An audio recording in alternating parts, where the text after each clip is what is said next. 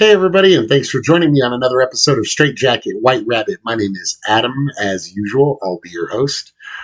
So, today I wanted to talk to you guys a little bit about giants.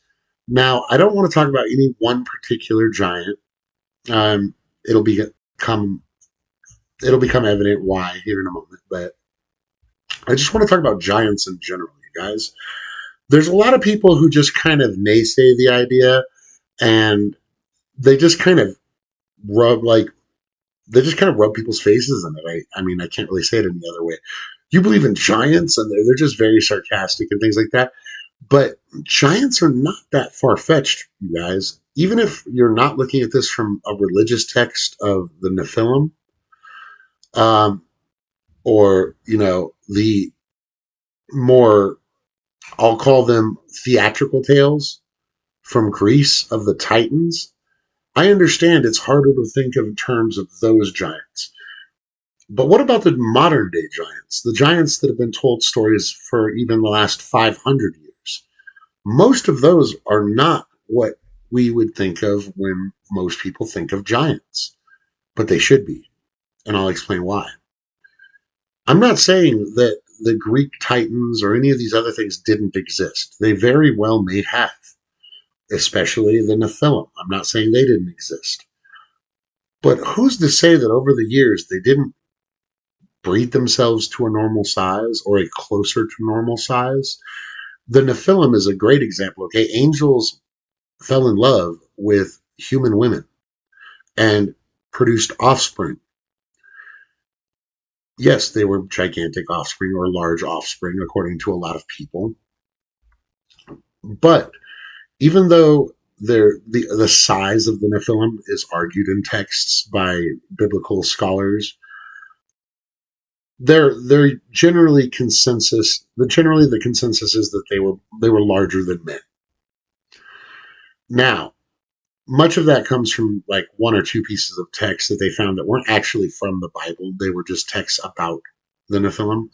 But I'm perfectly willing to concede that they were giants. And I'm perfectly willing to concede that there were possible creatures like the Cyclopses from Greek mythology, the giants from Lovelock Cave, the red-haired giants that the Native Americans fought and warred with for many years, according to their accounts and their tribal accounts. That was not a one-time. The Lovelock Cave incident was not a one-time, battle. This was a battle that ended a fight with that set of giants. But in talking to the people from their tribe, the Indians told us that there were like close to 2,000 of these things at one point. They were at war with these things because what they would do is they would set up and like basically ambush like pits next to walls or things in areas that they had to travel by. And when they came by, they would come out and attack and take Native American prisoners, and they would eat them. Now, that's important to me because number one, it fits with giant lore. Okay, giant lore from around the world says that these things were cannibals. They ate people. The vast majority of them talk about them having cannibalistic tendencies. Um, and this is from tribes in the South Pacific to Central America to Northern American Indians up into the British people. Ireland, the Irish have stories of giants. You guys, this is a global thing. The Chinese, the Russians, we all have stories of these giants. I'm sure all of you have heard the story of the red-headed giant in Afghanistan. I believe it was Kandahar, um, where supposedly one of our troops was actually speared by one of these things before they were able to take it down. Now, all of the giants that we think of, you guys, even some of the biblical giants, like Goliath, for instance, depending on which scripture you read, Goliath actually has two heights that are given, depending on which one you read. One of them places him at about 11 and a half feet tall, or I believe it's 8 cubits. But the other scripture puts him at a mere 6 foot 8 inches tall, which would be about me. Which one was true? I don't know. But let's go with the larger of the two for just for now, for an instance, so I can make a point to you. Things don't have to be mind-blowingly Disney exaggerated huge to be a giant. For instance, I just want to give you a scope of this, okay? I am about 6 foot 8 inches tall, just about. Now,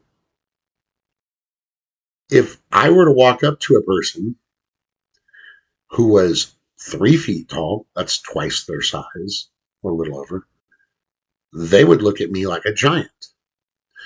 So if you're living in the days where a lot of the average population was about 5'5" or smaller, and you're fighting a man who is 11 foot 10 inches tall, 8 cubits.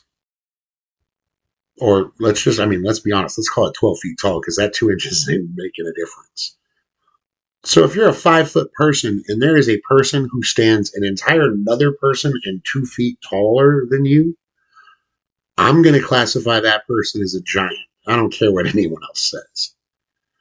And there are a lot of these giant stories that get dismissed as being fanciful or fiction or mythic simply because of the size of the giants. The Titans, the story of the Titans, you guys, from Greek mythology, gets dismissed offhand because of the scope that they say that these Titans were, the vast size of these creatures, people.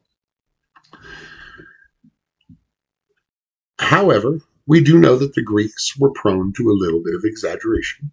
I'm not saying they weren't big or huge, even. They could have been 40 feet, 50 feet tall. I have no idea. But what I'm saying is it it's done something to our society to where now all stories of giants have been dismissed outright, giant humans. And I'm calling a 12-foot giant huge because I'm sorry, if you had a 12-foot giant right here in the room I'm in, his head would go through my ceiling. That's big. Okay, now another thing for scope, if you added 3.5, 4 feet on me, my head would be in the ceiling.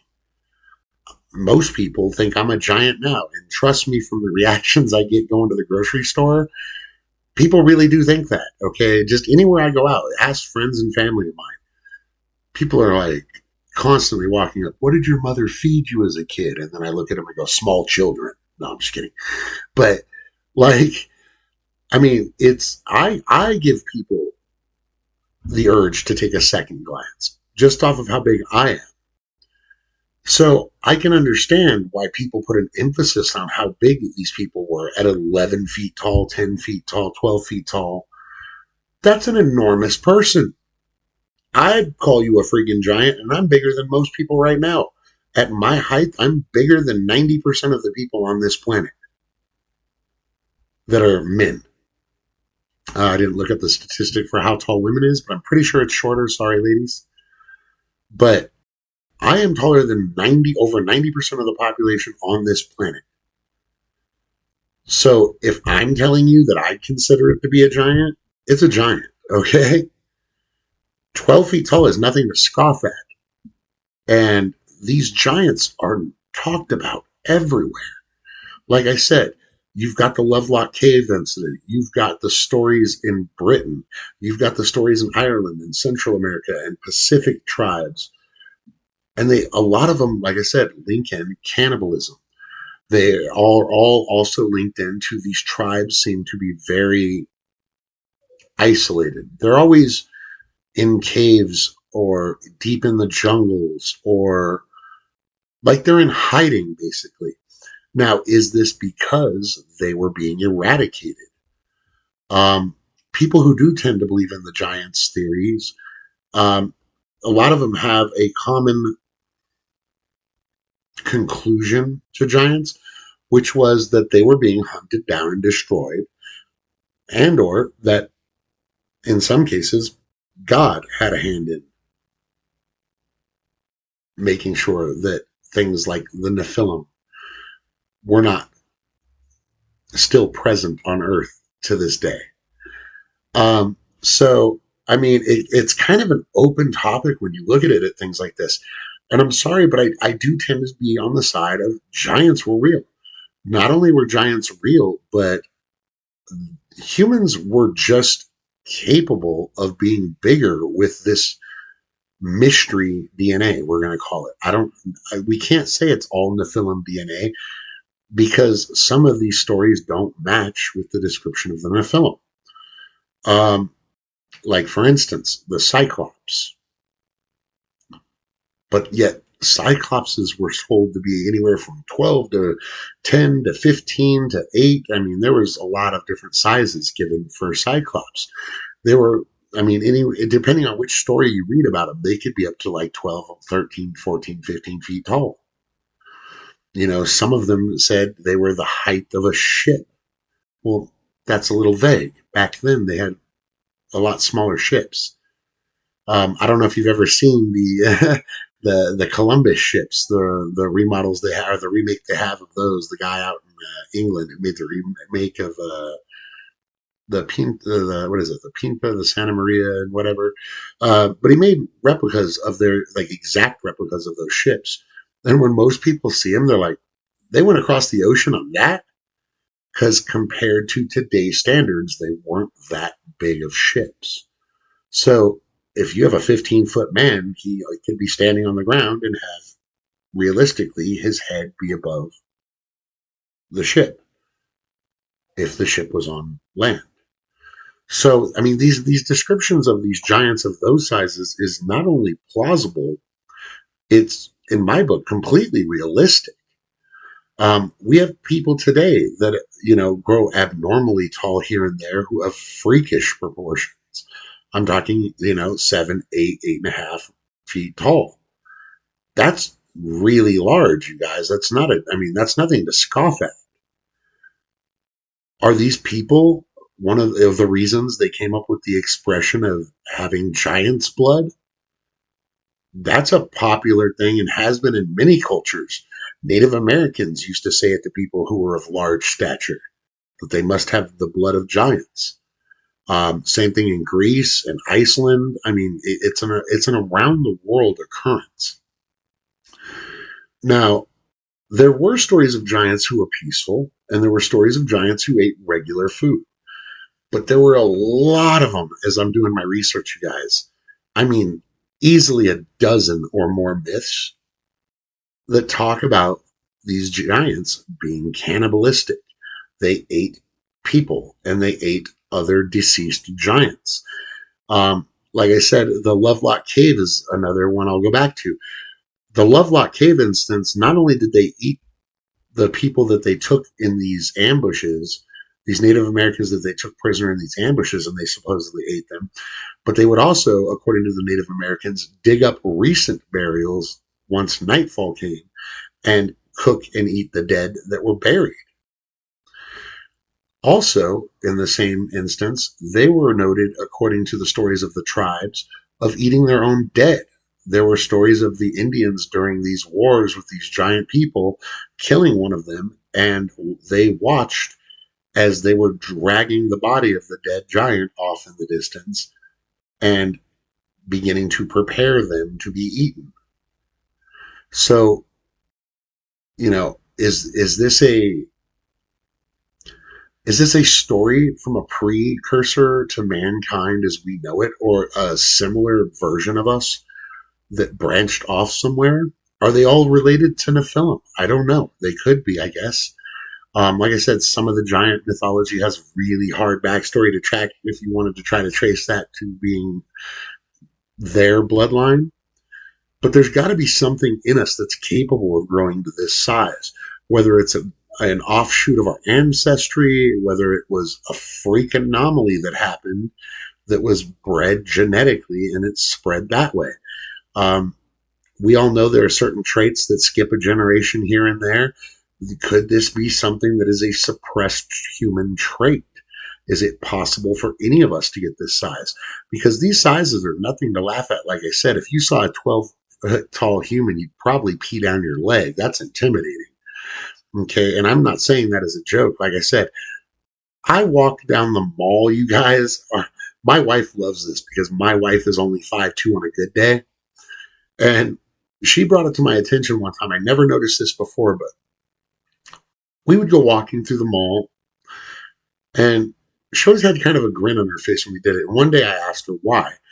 And she was like, everyone just moves out of your way. And I have never been able to not see this since she brought it up. But she's right. We can be walking in the densest crowd of people, you guys.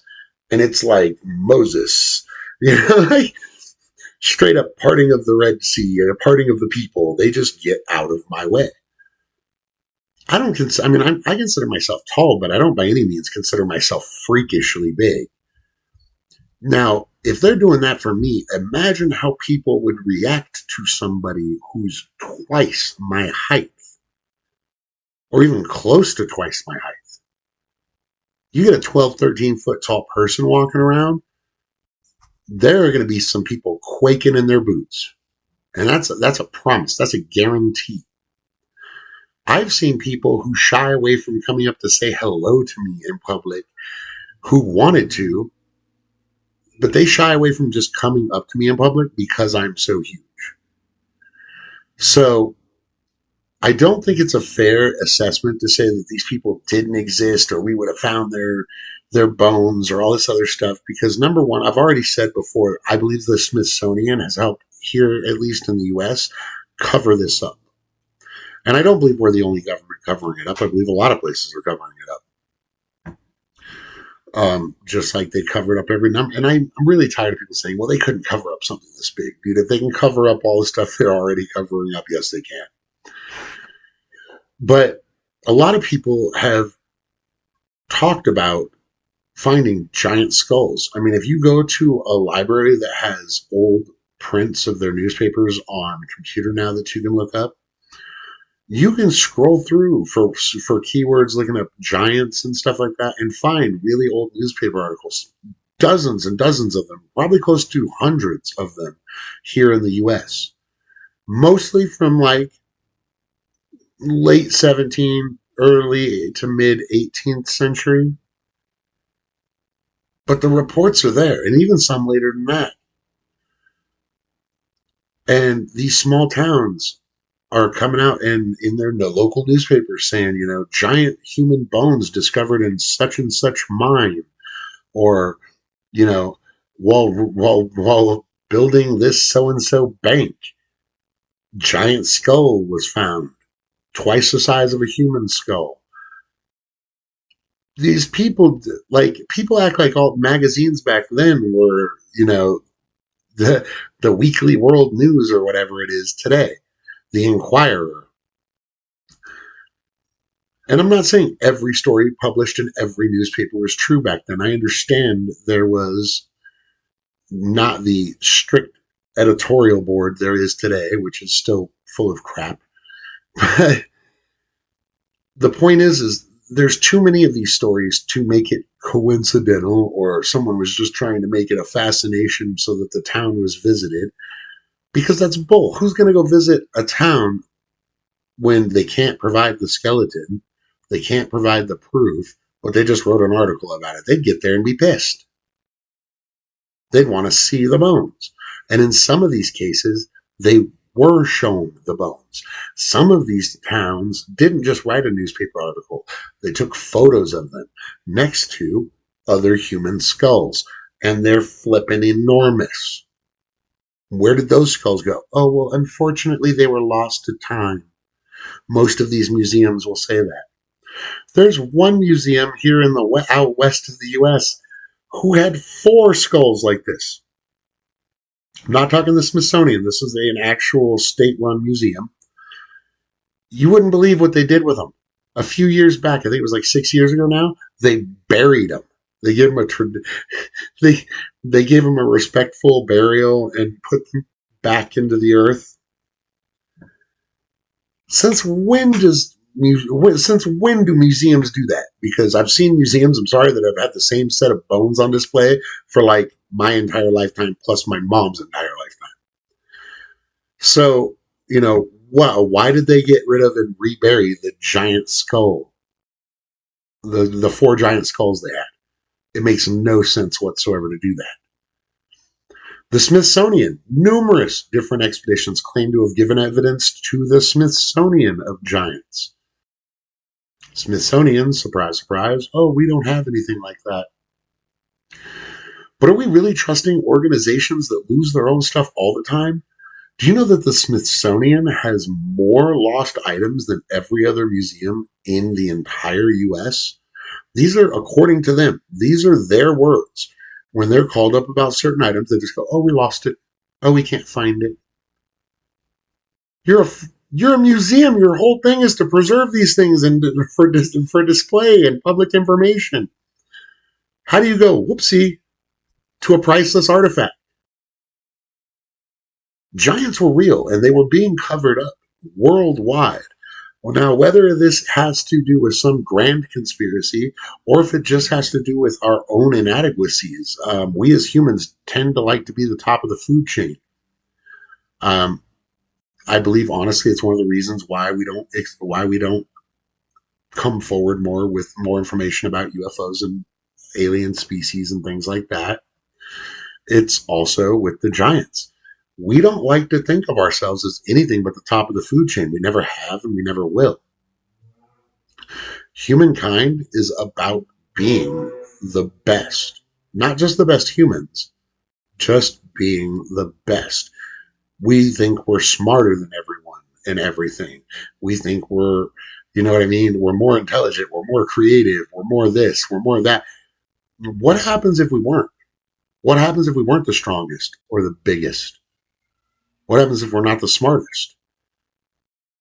A lot of people say that giants had extreme intelligence, although they were primitive culture. They had the capability for extreme intelligence because of their large skulls, which have large hollowed out insides. I don't know if you know this, but the way humans' intelligence is basically limited is the empty cavity space inside your skull. Your brain's only allowed to grow so big. So if you had more room in that hollowed cavity, your brain could theoretically actually get bigger and more complex. But it's just an interesting topic to me, guys. I love all these stories, literally from David and Goliath to the Nephilim to the Lovelock Cave to the Guardians of Olek to, I mean, there's so many. I just saw it, looked over here. The Ethiopian version, the Greek version. There's just there's so many stories of these that they can't all be fake. I have to say that some of these are real. And if I have to say some of them are real, I have to concede that the others could be. And there are a lot of my brother's done a video on them, you guys. If you haven't seen it for J Dreamers, go look it up. He's done a few videos on giants that have some fairly convincing, I'll say, petrified giants and things of this nature. That you can just look at. You don't have to like. It's not one of those books, like one of those books where you have to like put it really close and pull it away, and then you can see the picture. Like you can tell on some of these things, they look like a giant person, or a giant shoulder and head, or a giant arm, or there's so many instances of this.